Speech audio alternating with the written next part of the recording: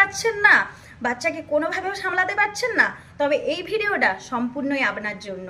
তো অবশ্যই পুরো ভিডিওটা দেখবেন। আশা করছি আপনার বাচ্চার জেদ কিছুটা হলেও কমে যাবে। 1 নাম্বার হলো জেদ করলে সাথে সাথে পূরণ করা। যেটা চাইবে সেটা যদি আপনি সাথে সাথে দিয়ে দেন তাহলে তার জেদ ধীরে ধীরে বাড়তে থাকবে, কমবে না। 2 নাম্বার হলো সান্ত্বনা দেওয়া। আর 3 নাম্বার হলো বাচ্চা কোনো শর্ত দিলে মেনে নেওয়া, এটা কখনোই করা যাবে না। আর 4 নাম্বার হলো জেদ থামাতে কোনো কিছুর লোভ দেখানো।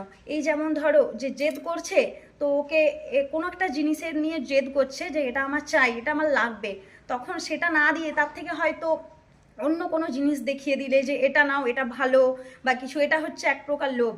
তখন তার সেই জিনিসটা থেকে ওই জিনিসটার প্রতি লোভ বাড়লো, তো ও জেনে যাবে আমি এটা না পেলে আমি আরও একটা অন্য জিনিস পেয়ে যাব। তো এইভাবে তার জেদটা ধীরে ধীরে বাড়তেই থাকবে। তো বন্ধুরা, এই কাজগুলো একদম করবেন না। এই কাজগুলো করে থাকলে আপনার বাচ্চার জেদ বাড়তে থাকবে, বাড়তে বাড়তে এমন জায়গায় পৌঁছবে যে সে যেটা চাইবে তা সেটাই চায়। আর এমন পরিস্থিতি আসবে যে হয়তো আপনারা দিতে পারলেন না বাচ্চাকে সেই জিনিসটা, কিন্তু সে এমন কিছু করবে যেটা আপনি কল্পনাও করতে পারবেন না। তাই বাচ্চারা জেদ করার সাথে সাথে সেই জিনিসগুলো কোনোদিনও তাদের দেবেন না। তো বন্ধুরা, এই ভিডিওটা ছিল এই পর্যন্তই। আবার দেখা হবে নেক্সট ভিডিওতে।